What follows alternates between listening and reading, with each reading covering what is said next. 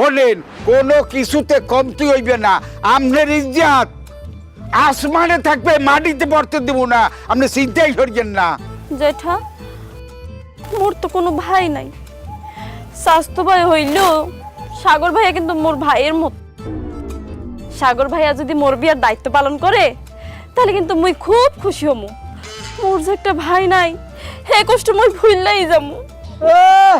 আসছে, তার বিয়ের দায়িত্ব আমাকে নিতে হবে।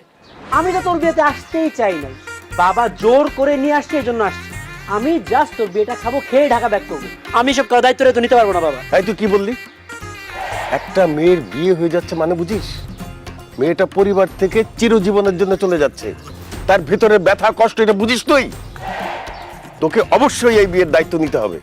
তুই যদি এই বিয়ের দায়িত্ব না নিস, ঢাকায় যাওয়ার পরে তোর লেখাপড়ার খরচ বন্ধ, তোর মোবাইলের খরচ বন্ধ, তোর বাইকের তেল খরচ বন্ধ, তোর